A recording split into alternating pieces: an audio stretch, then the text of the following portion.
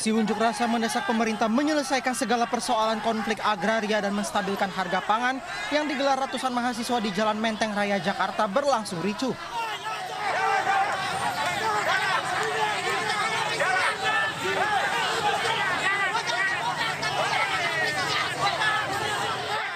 Kericuhan dipicu saat polisi berusaha mengurai massa mahasiswa saat melakukan long march menuju istana. Mahasiswa yang tidak terima diminta agar berjalan di jalur yang telah disiapkan, tetap bersikeras menerobos barikade polisi.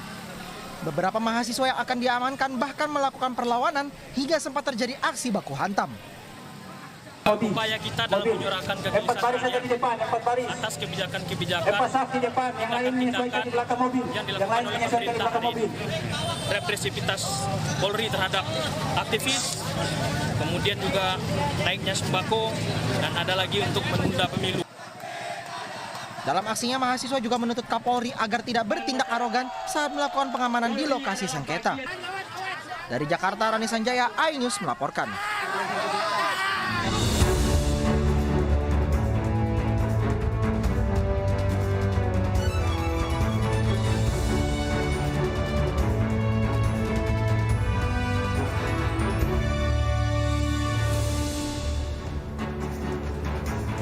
Ya, selamat malam pemirsa, kita berjumpa di iNewsroom, ruang memperbarui informasi Anda dengan diskusi yang komprehensif. Saya Davi Pratama. Pemirsa, ratusan warga Palopo emosi lantaran Dinas Perdagangan membatalkan operasi minyak goreng murah. Warga menduga Dinas Perdagangan tidak siap dan kekurangan pasokan.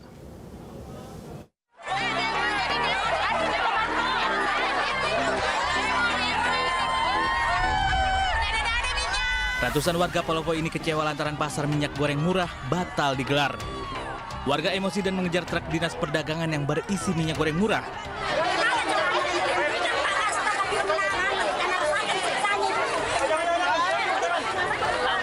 Emosi warga tak terbendung lantaran mereka telah antre sejak pagi dan berbekal dokumen KTP serta kartu keluarga.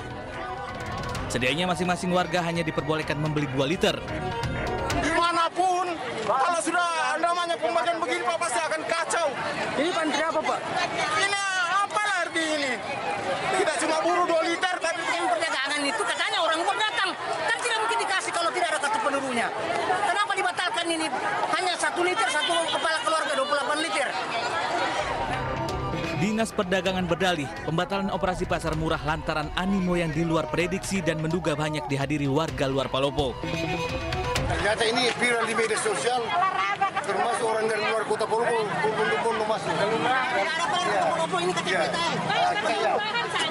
Kemudian kedua, saya tahu itu. Ya, jadi kita mau alihkan ke kelurahan. Mengantisipasi kericuhan dan kerumunan, sedianya pasar murah akan dialihkan ke kantor lurah masing-masing wilayah. Pemirsa, ratusan warga Makassar rela antre sejak pagi demi mendapat minyak goreng seharga Rp25.000 per 2 liter. Sementara di Cilacap, Jawa Tengah, warga yang antre hanya mendapat jatah pembelian minyak goreng sebanyak 1 liter saja. Panitia operasi minyak goreng murah ini kewalahan mengatur ratusan warga yang antri di halaman Masjid Darul Mutakin, Makassar, Sulawesi Selatan. Demi 2 liter minyak goreng seharga Rp25.000, warga rela antri berdesakan sejak pagi. Setelah menunggu hampir 1 jam, panitia akhirnya memulai operasi minyak goreng murah dengan syarat kupon dan fotokopi KTP. Dalam operasi pasar murah ini, panitia menyiapkan 1.500 kemasan minyak goreng ukuran 900 ml. Penjualan pun dibatasi, setiap warga hanya bisa membeli 2 kemasan saja dengan harga Rp25.000 per 2 liter.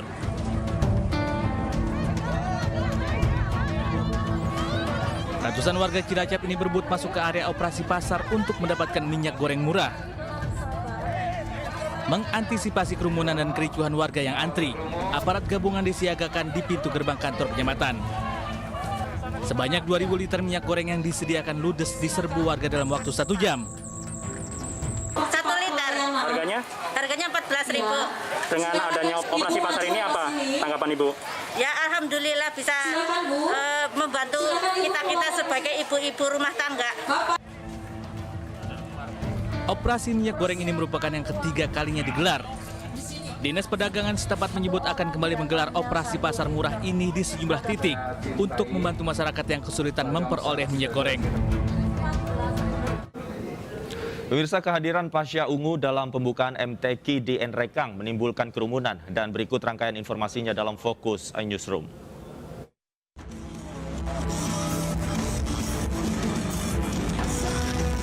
Inilah kerumunan yang terjadi saat pembukaan acara Musabaqah Tiwalatil Quran di Nrekang, Sulawesi Selatan. Diduga massa tak terkendali dan berujung kerumunan lantaran kehadiran penyanyi Sigit Purnomo alias Pasha Ungu.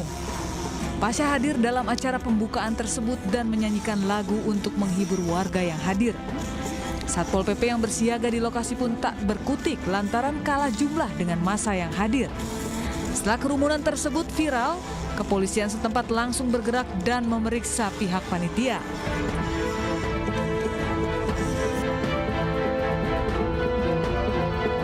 Inilah detik-detik saat Gunung Semeru memuntahkan awan panas guguran. Daya luncur mencapai 4 km dan mengarah ke tenggara. Berdasarkan pantauan petugas, kondisi hujan di sekitar Semeru juga sering mengakibatkan letusan sekunder. Menurut catatan petugas, tinggi kolom abu vulkanik mencapai 700 meter dan menyebar terbawa angin sehingga mengakibatkan hujan abu di wilayah kaki Gunung Semeru. Kendati demikian, awan panas guguran tersebut belum berdampak langsung terhadap aktivitas warga karena abu vulkanik yang dihasilkan relatif kecil dan menyebar terbawa angin.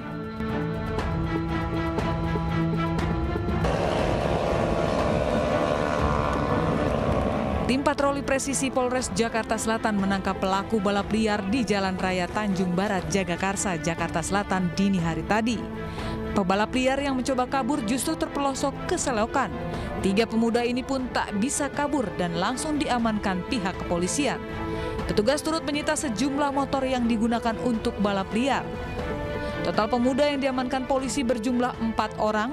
Mereka menggelar balap liar di Jalan Raya Tanjung Barat.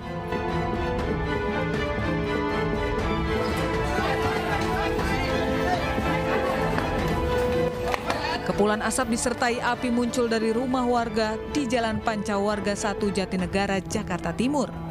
Kobaran api yang membesar sempat membuat warga sekitar panik. Menggunakan alat seadanya, sejumlah warga berupaya memadamkan api yang membakar habis sebuah rumah warga. Petugas pemadam kebakaran yang tiba di lokasi sempat kesulitan memadamkan api lantaran sempitnya akses menuju ke lokasi kebakaran. Api akhirnya berhasil dipadamkan setelah 5 unit mobil pemadam kebakaran dikerahkan. Pemirsa, ratusan buruh dari sejumlah perusahaan di Purwakarta, Jawa Barat berunjuk rasa dengan menutup jalan raya di depan kantor BPJS Purwakarta. Gelombang protes buruh yang terus terjadi akhirnya membuat Menteri Ketenagakerjaan akan membuat kebijakan dana jaminan hari tua dikembalikan ke aturan lama.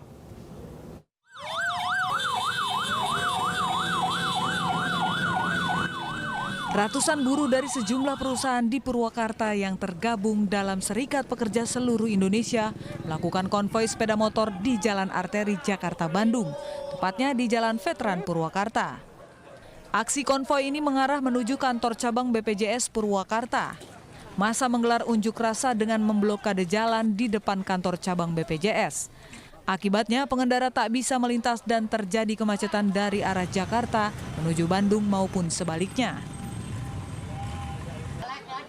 Aksi buruh menuntut beberapa hal kepada pemerintah, diantaranya mencabut Permenaker terkait aturan JHT yang baru bisa diambil setelah buruh berusia 56 tahun. Jadi tuntutan kita adalah sebenarnya pembatalan Permenaker nomor 02 tahun 2002 tentang JHT. Jadi di Permen itu bahwa yang sekarang pengambilan JHT harus nunggu umur 56 tahun. Dan itu akan sangat menyusahkan kita. Makanya kita menuntut ke Menteri untuk membatalkan atau mencabut Permenaker tersebut. Gelombang protes buruh yang terus terjadi baik di daerah maupun di pusat akhirnya membuat Menteri Ketenagakerjaan Ida Fauziah membuat kebijakan dana jaminan hari tua dikembalikan ke aturan lama sambil menunggu proses revisi Permenaker. Dan pemirsa, terkait dengan revisi Permenaker terkait jaminan hari tua, kita sudah terhubung dengan Jumisih, Ketua Forum Buruh Lintas Pabrik. Selamat sore, Pak Jumisih. Ya, selamat sore, selamat malam. Ya, Baik, Mbak Jumisi, terkait rencana Menteri Tenaga Kerja ingin merevisi aturan yang sebelumnya ini banyak mendapatkan polemik khususnya dari buruh, tanggapan Anda seperti apa? Ya, pertama saya mengapresiasi sama teman-teman gerakan buruh yang melakukan penolakan terhadap Permenaker 2 2022. Yang kedua juga mengapresiasi sikap Menaker. Tapi menurut saya juga tetap harus dikritisi ya. Kami sebagai buruh gitu ingin mendapatkan surat resmi dari Menaker yang menyatakan bahwa Permenaker 2 2022 itu memang betul-betul secara resmi. Jadi ada surat, ada nomor surat yang menyatakan bahwa Permenaker 2 2022 itu sudah dicabut secara resmi dan kembali ke Permenaker sebelumnya. Jadi tidak mengambang. Jadi bukan hanya berita yang dirilis di websitenya kementerian. Begitu, Mas. Baik, selama ini kan Kemenaker juga masih dalam tahap menyerap aspirasi dari teman-teman para buruh. Apakah teman-teman serikat pekerja sudah dilibatkan dalam hal ini? Tentang poin-poin apa saja yang akan direvisi ataukah akan nanti dikembalikan kepada aturan yang lama? 1 minggu yang lalu saya juga terlibat dalam acara yang diselenggarakan oleh Menaker lewat Zoom. Ada sekitar 400 lebih peserta yang terlibat dan tentu saja memang semua buruh tidak mempunyai kesempatan untuk berbicara ya. Tetapi dalam pertemuan itu memang belum membicarakan pasal per pasal apa yang perlu direvisi, dan yang disampaikan oleh pihak kementerian adalah kita punya waktu 3 minggu. Nah, 3 minggu itulah yang perlu kami kritisi, karena bagi kami untuk merevisi aturan kalau waktunya terlalu mendesak, jangan-jangan tidak aspiratif, jangan-jangan hanya formalitas, jangan-jangan hanya yang penting berubah. Nah, itulah yang harus dikritisi oleh kita sebagai gerakan buruh, dan pihak pemerintah harus mengerti bahwa yang kita butuhkan itu jaminan sosial seperti apa. Jadi serapan aspirasi dan kemudian nanti juga akan melibatkan tripartit, apalagi para pakar dari universitas-universitas, itu menurut saya 3 minggu itu waktu yang kurang gitu. Jadi aspiratif itu bukan hanya sekedar kita diundang via Zoom terus kemudian nanti ada pertemuan yang lebih kecil gitu tanpa pendiskusian secara mendalam. Baik. Jadi jangan hanya asal berubah, begitu maksud kami. Baik, Mbak Jumisi, kalau teman-teman buruh sendiri lebih menginginkan yang mana? Apakah memang peraturan nomor 2-nya ini direvisi ataukah sudah dikembalikan saja ke peraturan yang lama, Permenaker nomor 19? Kalau kami dari KPBI, Konfederasi Persatuan Buruh Indonesia, dan juga Partai Buruh itu menginginkan supaya kembali ke peraturan lama, yaitu peraturan nomor 19 2015 gitu. Jadi kembalikan dulu bahwa nanti kemudian kita mengkonsep jaminan sosial secara menyeluruh, komprehensif dan tidak diskriminatif, itu memang butuh waktu yang lama. Tetapi letakkan dulu, di drop dulu ini kembali ke peraturan yang lama, kemudian kita duduk bareng melibatkan para stakeholder, khususnya adalah pihak yang terdampak, yaitu kami sebagai kaum buruh yang notabene memang pihak kementerian bilang serikat buruh kan banyak, bagaimana cara kami membangun aspirasinya. Kami sangat terbuka ya, maksudnya jangan berpatokan pada tripartit nasional yang memang secara komposisi tidak bisa aspiratif secara keseluruhan, tetapi tripartit nasional itu harus diperluas dengan melibatkan banyak serikat-serikat buruh. Bahkan jika ada teman-teman yang belum berserikat dan ingin bersuara, itu juga harus didengarkan gitu. Jadi jangan karena ada 3.000-an lebih serikat buruh saat ini terus diambil cara praktisnya, menurut saya kurang etis. Artinya memang betul-betul ingin dikembalikan saja ke peraturan yang lama ya. Baik Mbak Jumisi, terima kasih sudah bergabung bersama kami di iNewsroom. Selamat malam. Dan pemirsa, Presiden Jokowi meminta TNI Polri mengawasi keluarga mereka, termasuk meminta untuk tidak mengundang penceramah radikal. Jangan kemana-mana pemirsa, kami segera kembali. Tetaplah di iNewsroom.